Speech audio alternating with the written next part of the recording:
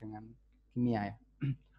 Oke, jadi materi atau bahan yang berbeda itu tersusun atas molekul berbeda pula. Jadi materi atau bahan yang berbeda, entah itu plastik, kemudian apapun bahannya, kalau itu berbeda, berarti penyusunnya pasti berbeda. Nah, selain adanya perbedaan molekul penyusunnya, yaitu jenis dan jumlah atomnya, jadi perbedaannya kan tadi jenisnya berbeda, jumlah atomnya juga berbeda. Nah, ada selain itu jumlah atom dan jumlah atom yang berbeda, perbedaan berikutnya adalah kalau bendanya berbeda, berarti perbedaan benda adalah perbedaan selanjutnya perbedaan sifat-sifat materi. Jadi sifat-sifat materi yang disebabkan oleh perbedaan susunan molekul. Kalau atomnya berbeda, jumlahnya berbeda, maka sifatnya juga berbeda. Nah ini ada ilustrasi gambar tanaman singkong ya. Tanaman singkong itu kita ambil di sini mengandung karbohidrat atau senyawa selulosa lah. Atau ini yang diambil kan bagian batang. Ternyata senyawa selulosa itu kalau di rumus kimia kan kompleks ya. Ada CH2OH berikatan dengan OH, terus bergabung seperti ini. Itu selulosa kan termasuk di dalam singkong ya, singkong termasuk atom yang sangat kompleks. Jadi udah gabungan atom. Ada ini kan kalau kita sebut ini ada O, ada H, ada C bergabung. Intinya kalau dia masih senyawa atau makhluk hidup ya, senyawa namanya senyawa makhluk hidup lah, yang penyusun makhluk hidup kan terdiri dari karbon, hidrogen, oksigen, CH2O itu. Nah, jadi seperti itu. Jadi kalau ini diambil yang paling kecil dan ini kan tidak bisa dilihat di apa namanya. Maksudnya kalau kita di mikroskop kan enggak. Ini kan kesepakatan para ahli kimia bahwa menyimbolkan atom penyusunnya itu dengan huruf-huruf seperti ini. Ini kan kesepakatan. Sedangkan kalau dilihat pakai mikroskop, ya nggak akan kelihatan huruf-huruf ini. Kan huruf-huruf ini adalah untuk mempermudah kita mempelajari. Jadi kalau sampai dengan mikroskop yang paling canggih pun, maka nggak akan ketemu huruf-huruf. Paling akan ketemu ini mungkin bentuk selnya sampai terkecil dan seterusnya. Oke, itu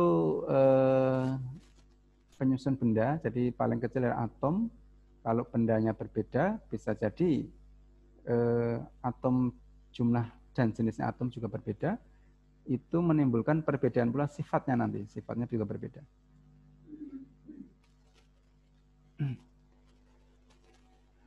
Nah, untuk atom, nih, partikel subatom. Subatom itu bagi bagian-bagian atom. Jadi ini yang paling mudah, ini gambar ini ya. Kita lihat, perhatikan ini. Ini kan gambar atom. Nah, perhatikan, di tengah ini, otomatis ini adalah inti atom. Jadi setiap partikel ataupun materi benda secara umum kalau diambil yang paling kecil atau dilihat paling kecil adalah atom. Nah, secara umum untuk atom itu sub atau bagian dari atom itu terdiri dari inti atom di tengah. Jadi kalau mempunyai inti itu kan berarti kan paling tengah. Paling tengah itu terdiri dari dua macam partikel subatom atau dua macam bagian. Yang pertama adalah bagian yang ada tanda positif ini, ada gambar tanda positif atau plus. Berarti ini adalah bagian atom yang ada di dalam inti atom yang disebut sebagai proton. Yang disebut sebagai apa? Proton. Kemudian yang berwarna hitam ini tidak ada tanda positif atau negatif, berarti menandakan bahwasanya dia adalah netral, tidak bermuatan. Nah, kalau dan dia disebut sebagai neutron, tidak bermuatan. Ini sesuai dengan namanya ya, netral tidak bermuatan, namanya neutron. Kalau proton, ya ini juga hampir sama lah, wong huruf pertama kan P ya, berarti kan proton positif atau positif lah. Ini menggambarkan saja biar mudah. Proton berarti positif muatannya. Kemudian, nah kalau kita pernah belajar tentang alam semesta ataupun bumi mengitari matahari ya, itu kan punya orbit, punya lintasan. Begitu pula setelah di dalam inti atom, di luar itu ada lintasan elektron untuk berjalannya elektron. Karena inilah yang bergerak, bisa berpindah, itu adalah bagian atom yang namanya elektron. Ini bisa berpindah dan dia terus bergerak sesuai dengan energi yang dimiliki. Kemudian nanti lintasan ini ada yang mencapai nanti kalau di pelajaran konfigurasi elektron nanti ada kulit ya, kulit ke-1, kulit kedua, atau lintasan pertama, lintasan kedua, dan seterusnya. Ini ada elektron. Jadi elektron di bagian kulit atau lintasan yang ini kan lintasan yang karena elektron bergerak maka akan menimbulkan lintasan akan bergerak. Nah, ini masih ada kaitannya dengan kemarin materi semester 1 tentang listrik statis ya. Jadi benda dikatakan bermuatan listrik kalau atomnya itu jumlah antara positif, bagian positif tadi disebut apa? Proton. Sama jumlah yang bagian negatif tadi disebut apa? Negatif kan jelek ya. Elektron. Nah, kalau jumlah elektron sama proton, positif sama negatif, bagian atom yang positif sama negatif itu tidak seimbang, maka atom itu akhirnya bermuatan listrik. Jadi benda dikatakan bermuatan listrik karena kelebihan elektron atau kekurangan elektron. Kemarin sudah diterangkan dalam pelajaran listrik statis. Oke, kemudian atom bermuatan netral. Nah, ini sudah saya terangkan ya. Kalau tadi apa? Kesimpulannya, atom itu bermuatan netral kalau jumlah proton tadi muatannya positif, dan jumlah elektron muatannya apa? Negatif, sama banyak. Apabila jumlah proton lebih banyak daripada jumlah elektron, protonnya lebih banyak. Proton tadi kan positif. Berarti kalau lebih banyak protonnya, atom itu bermuatan apa? Positif. Karena lebih banyak bagian atom yang bermuatan positif atau proton lebih banyak, maka atom itu akan dikatakan atom bermuatan positif. Sebaliknya apabila jumlah elektron lebih sedikit, lebih banyak. Tadi kan protonnya, jumlah protonnya lebih jumlah elektron jelek, negatif berarti ya, itu lebih banyak. Berarti atom akan bermuatan negatif. Maka kalau kemarin di pelajaran listrik statis itu dengan percobaan kita menggosok penggaris mika atau penggaris plastik di rambut, itu dalam rangka memindahkan elektron ya. Mungkin kemarin sudah dipelajarin, memindahkan elektron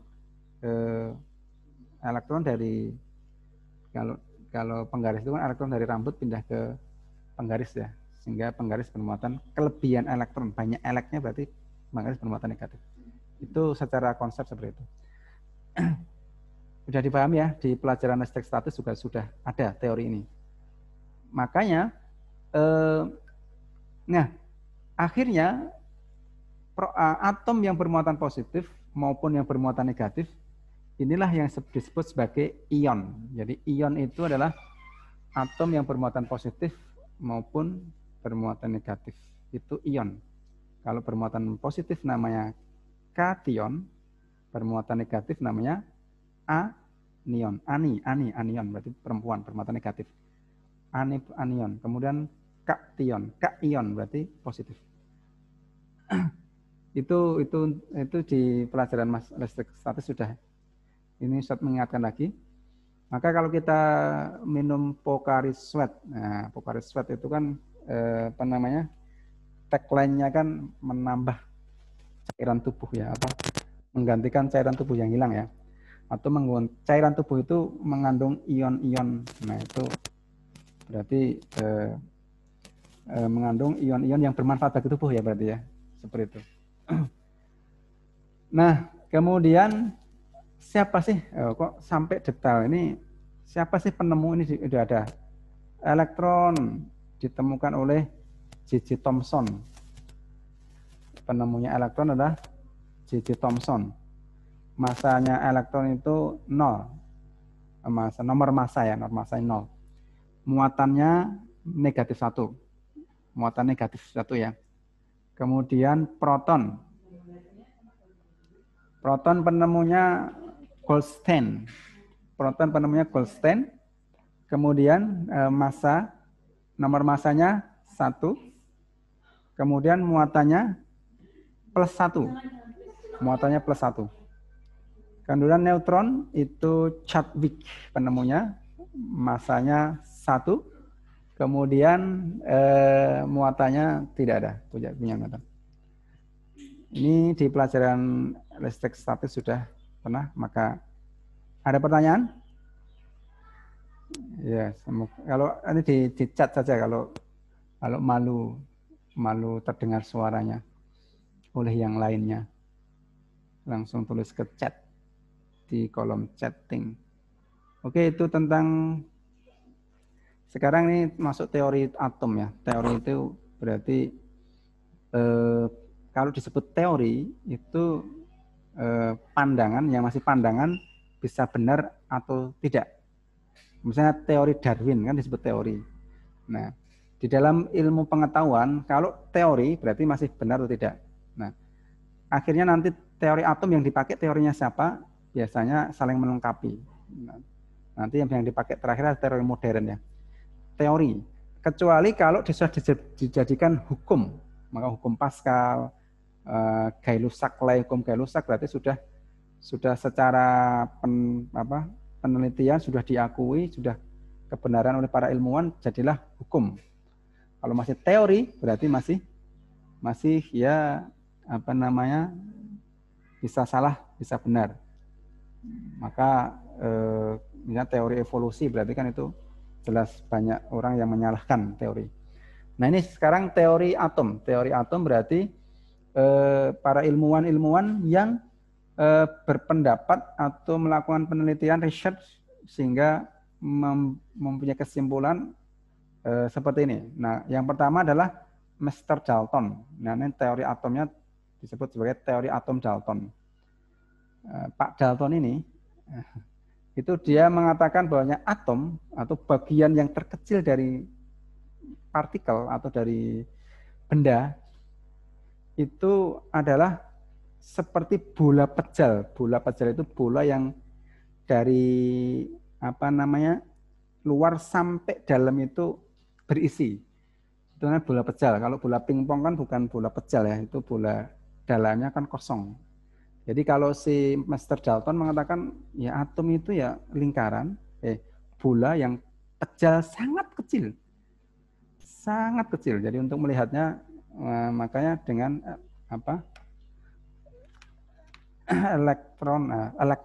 mikroskop elektron ya, sangat kecil. Ini teorinya Mr. Dalton pertama kali. Kemudian beliau juga mengatakan atom itu merupakan partikel yang terkecil yang tidak dapat dibagi lagi. Ini konsepnya Dalton. Jadi Mr. Dalton mengatakan bahwa atom itu seperti bola pecel yang sangat kecil. Kemudian atom itu merupakan bagian partikel yang paling kecil, tidak bisa dibagi lagi. Pokoknya sudah mentok, sudah paling kecil pokoknya, nggak bisa dibagi lagi. Itu menurut Mr. Dalton. Kemudian atom dari unsur yang sama memiliki sifat dan massa yang sama. Jadi kalau atom dari unsur yang sama memiliki sifat dan massa yang sama. Misalnya dari unsur nitrogen, kemudian kalau sama-sama nitrogen ya berarti sifatnya sama, massanya sama. Sebaliknya atom yang berbeda memiliki sifat dan massa yang berbeda. Kemudian berikutnya, nanti kan ada atom tuh, atom. Kemudian akan membentuk senyawa. Menurut Marcel Dalton, senyawa adalah materi yang terdiri atas dua jenis atom atau lebih dengan perbandingan tertentu. Jadi kalau atom-atom bergabung, menurut Master Dalton adalah disebut sebagai senyawa. Kemudian pendapat atau teori atom Dalton yang berikutnya terakhir adalah reaksi kimia merupakan penataan ulang atom-atom. Jadi kalau terjadi reaksi kimia, itu penataan ulang atom-atom. Oke, ini sudah ada peringatan dari Master Zoom. Ini waktu Anda 10 menit lagi untuk diakhiri, tapi nanti masuk lagi ya. Jadi ini kita fullkan ke Zoom saja. Nanti masuk lagi karena ini Zoom-nya saya setting sampai jam 11:30. Tapi kan kita pelajaran cuma sampai jam 11 ya. Tapi kan jam 11 kan nanti kalian setoran ya. Setoran apa? Al-Quran, tahfidzul Quran. Oke, ini menurut Master Dalton. Jadi ini nanti materinya saya bagikan ya, apa PowerPoint-nya. Saya bagikan di grup WA saja. Kalau ya nanti saya taruh di grup WA plus di Google Classroom biar tidak hilang. Kalau di grup WA itu kan nanti kan chatnya dihapus, kadang-kadang juga nggak kehapus sih. Kalau di Google Classroom selama orang tidak iseng menghapus itu ya nggak akan hilang. Oke, kemudian menurut teori yang kedua itu Master Thomson. Kalau Master Thomson, kalau si Dalton tadi mengatakan atom itu bola pecel yang kecil banget, sangat kecil, bola pecel. Kalau Master J.J. Thomson itu mengatakan teori atom yang namanya atom itu seperti roti kismis. Pernah roti kismis? Roti kismis, jadi roti. Ada kismisnya. Kismis itu apa saja? Ya kismis lah. Roti kismis. Jadi ada kokonatnya ya. Kokonat apa? Itulah. Itu pokoknya. Kismis sekali kalau orang pulang dari Arab Saudi, kemudian dari haji untuk umroh, biasanya bawa kismis ya. Iya, itu. Oh, iya. Itu jadi roti yang ada kismisnya itu. Berarti kalau roti itu, kismisnya itu sebagai apa? Kismis itu kan kalau nggak tahu kismis ya itu apa itu? Roti ada apa namanya toppingnya ataupun itu coklat itulah. Mungkin roti itulah. Nah itu intinya juga sama roti kismis model Thomson itu. Nah kismisnya itu apa? Ini kan roti yang tidak cantik ya, maksudnya tidak cantik itu karena tidak halus. Nah maksudnya itu jerawatnya roti kismis itu namanya apa namanya? Kalau saya ibaratkan ya roti kismis itu roti yang kasar ya apa permukaannya. Nah menurut Thomson itu tidak kasarnya itu karena itu bagian-bagian atomnya. Jadi lingkaran itu sebagai ada protonnya, ada elektronnya dan seterusnya. Itu maksudnya seperti itu. Mohon maaf bukan menyinggung siapa-siapa pagi hari ini yang jerawatan, bukan apa namanya membandingkan dengan roti kismis. Kan. Itu menurut si Thomson, jadi Thomson. Kemudian teori atom menurut Rutherford. Kalau menurut Rutherford lebih maju lagi, sebenarnya ini juga teorinya penyempurnaan dari Dalton, kemudian Thomson, kemudian Rutherford. Kesimpulannya aja, menurut Rutherford, atom terdiri atas inti atom yang bermuatan positif. Ya, inti atom bermuatan positif. Inti atom mengandung hampir seluruh massa atom dan dikelilingi oleh elektron-elektron bermuatan negatif seperti model tata surya. Jadi kalau atau model tata surya atau model kalau pernah lihat simbolnya Indosat, nah itu ya itu lintasannya itu seperti simbol Indosat, itu lintasan elektron lintasan elektron model Rutherford. Jadi kalau Rutherford itu lintasannya itu seperti tata surya. Jadi lintasan ada yang ke sini, ada yang ke sini, intinya tidak saling bertabrakan. Tidak saling bertabrakan. Walaupun rumit seperti ini. Oke, itu menurut Rutherford. Kemudian berikutnya adalah teori atom dari Niels Bohr. Niels Bohr, ini penyempurnaan dari Rutherford. Menurut Niels Bohr, atom terdiri atas inti atom yang menjadi pusat massa atom dan pusat muatan positif. Nah, ini hampir sama. Yang menjadi pusat massa atom dan pusat muatan positif. Sementara itu, elektron-elektron mengelilingi inti atom pada lintasan-lintasan atau orbit yang disebut sebagai kulit atom. Nah, penamaan kulit atom atau lintasan dinamai kulit itu oleh Niels Bohr. Nah, kulit atom yang paling dekat dengan inti atom energinya paling rendah. Jadi energinya paling rendah itu yang paling dekat dengan inti atom. Jadi ini ya. Ini bisa dilihat ini elektron, berarti ini elektron yang paling dekat dengan inti atom, itu adalah mempunyai energi yang paling rendah. Semakin jauh dari inti atom berarti energinya tinggi. Nah, kemudian juga Niels Bohr mengatakan apabila elektron berpindah ke kulit atom lebih luar, itu akan menyerap energi, maksudnya kalau dia menyerap energi, otomatis kan bertambah energinya. Kalau bertambah energinya, berarti dia akan berpindah kulit keluar. Karena semakin jauh dari inti atom, berarti energinya semakin besar. Kemudian kalau elektron pindah dari kulit luar ke kulit yang lebih dalam, berarti energinya kan semakin sedikit. Berarti dia kehilangan energi.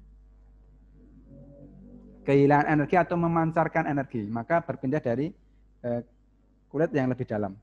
Ini menurut teori Niels Bohr. Nah, apabila berada dalam keadaan stasioner tetap tidak pindah-pindah, maka elektron tidak memancarkan energi. Pokoknya kalau tetap ya sudah tidak menyerap energi maupun tidak melepas atau memancarkan energi. Itu menurut Niels Bohr.